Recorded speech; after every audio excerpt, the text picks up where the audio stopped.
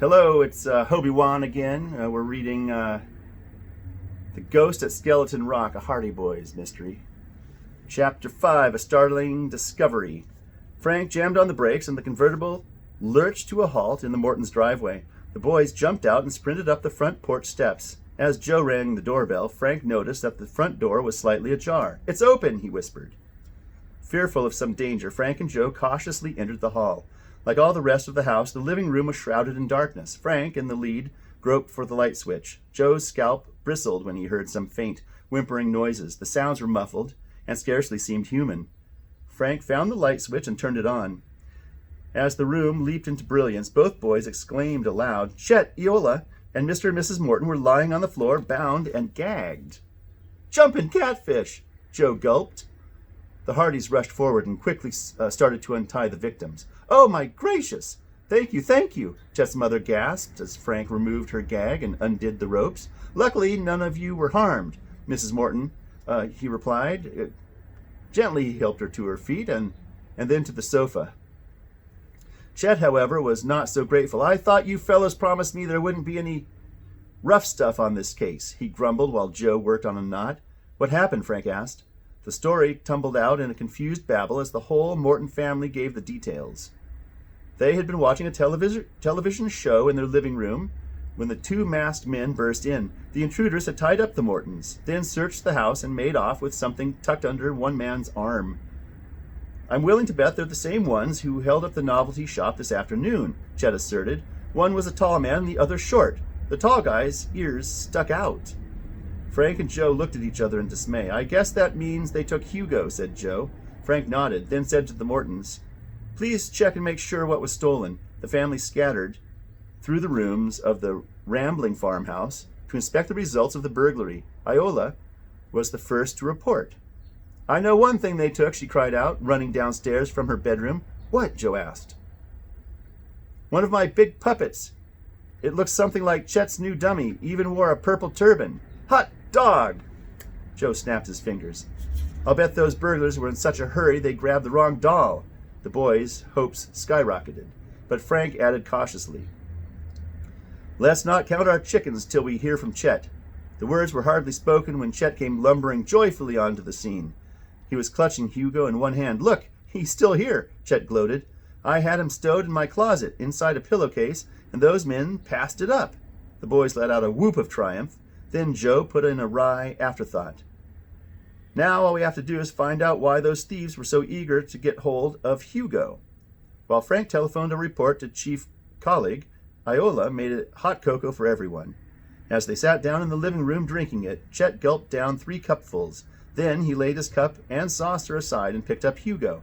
"And now, ladies and gentlemen," the young ventriloquist announced, "we'll forget what happened and have a quick performance to show you what's to come later on in my full-time television show." He set the dummy on his knee and proceeded to roll its huge pop eyes from side to side. Then, as he manipulated Hugo's head and jaws, Chet went into his act. Many of his gags drew laughs from his audience. Gaining confidence, Chet launched into a long, windy speech, at the same time working Hugo's head, arms, and legs in a wildly comical manner. Leaning forward with excitement, Chet grinned at his amused audience and perched the dummy on the edge of his knee. Suddenly, he jerked Hugo's limbs a bit too hard. The dummy slid off his knee and crashed to the floor, face down, amid a sound of shattering glass. Chet went white. "Hugo!" he wailed mournfully. "I've ruined you." Frank and Joe rushed forward to assay the damage. "Don't worry," Joe consoled his friend. "It's not too bad. Those big, beautiful eyes, they're broken," Chet groaned, kneeling on the floor. "You can probably get new ones," Frank assured him. Cautiously, he started picking up the glassy slivers and fragments. "Gosh," he remarked, "those eyes were even bigger than I—" "Uh-oh! What's the matter?" asked Joe as Frank broke off with a gasp of amazement. "This stuff isn't glass, at least not all of it." "Then what is it?" asked Chet. Frank's voice quivered with excitement. "This may sound crazy, but I think some of these pieces are uncut diamonds." "What?" Everyone in the room jumped up in astonishment and clustered around Frank. Did you say diamonds?" Chet stuttered. "That's what they look like." Frank held up some of the stones. which resembled tiny, greasy pebbles. "Are you sure?" Iola asked. "They don't sparkle much." "Rough stones look this way before they're cut," Frank explained. "At least that's what I've read. What do you think, Joe?" His brother nodded. "I think you're right, and that explains the burglaries. No wonder those men were so eager to grab Hugo." Picking up the dummy in one hand, Joe borrowed a bobby pin from Iola and began probing into the hollow eye shells. Several more uncut diamonds came tumbling out. "I can't believe it," Chet exclaimed. "Any more of them?" "No, but here's something else." Joe extracted a tiny rolled-up wad of paper. When spread open, it revealed a strange printed notation. "Skeleton Rock 176. "How odd!" exclaimed Mrs. Morton, and Iola added, "It's positively spooky." Her father frowned uneasily. "Frank, you and Joe have had experience with this sort of thing. What do you think we should do?" "If you don't mind, Mr. Morton, I'd like to go take both the dummy and the diamonds home with us, so we can investigate them further." "All right, you can do that." From the tone of his voice, Chet's father sounded relieved to have the disturbing objects removed from his house, before the thieves might pay a return visit. Before leaving, Frank telephoned his father's top investigator, Sam Radley, and asked him to meet the brothers at the Hardy home.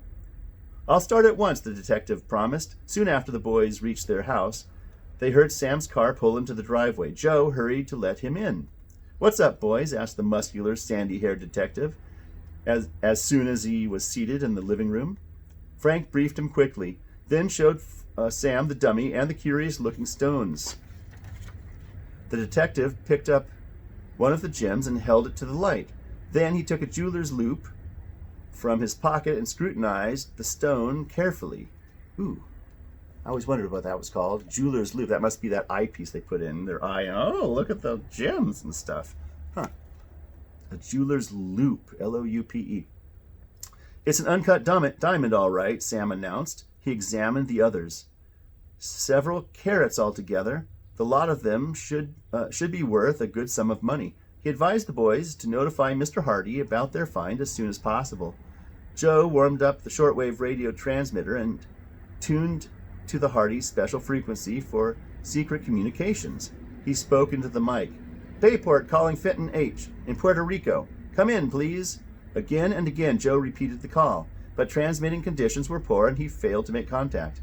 "Never mind," said Frank. "We'll try again tomorrow. Which reminds me," Sam Radley put in, "I have news for you two." He reported that Jack Wayne had spotted a car, tent, and trailer which might belong to Hugo and Abdul. He had made the discovery while flying over a wooded area 50 miles away. "He couldn't get any answer to a phone call here, so he contacted me," Sam explained. Told me he was planning to take you up for a look-see at 5 tomorrow morning. He didn't think the trailer would pull out before that."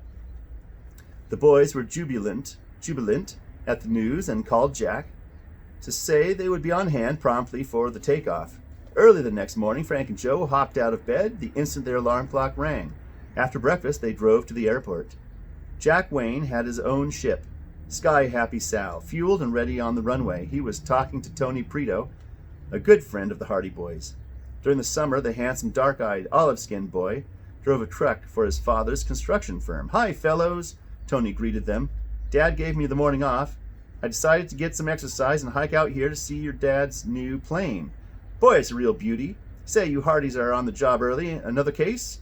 Frank explained briefly what their mission was, and Jack asked, Want to come up with us? I have room for another passenger, and we'll be back soon." Tony enthusiastically accepted, and a few minutes later they took off. As the plane soared high above Bayport, Jack turned to Joe. "Here, take over," the pilot said. "Might as well get a lesson out of this while you're in the air." Joe proved to be a good pilot and navigated the craft on a straight course toward the spot where Jack had sighted Hugo's trailer. "We're getting close," Jack said, as a wooded area came into view. "Drop down a little, Joe." Soon Frank cried out, "There they are! That's Hugo's outfit, all right." Joe swooped lower to get a better look at the fortune-teller's camp. The drone of the plane's engine must have aroused the occupants, for a man came rushing out of the trailer. "Abdul!" Frank exclaimed, shaking his fist. The giant rushed back into the trailer and emerged with a high-powered rifle. "He's going to shoot at us!" Tony cried out. "Gun it!" Gun it? This is an airplane you're flying, sir. All right. Gun it. Joe began to climb for altitude. Seconds later, there was a flash from the rifle muzzle. Almost at the same instant, sheets of flame billowed from under the engine. Cowling and smoke began to seep into the cabin. He hit a gas line, Joe shouted. The engine's on fire. Oh, and that is the end of chapter 5. Click the button over there for the next chapter, please. And also consider subscribing. Click that button and subscribe. Catch you soon.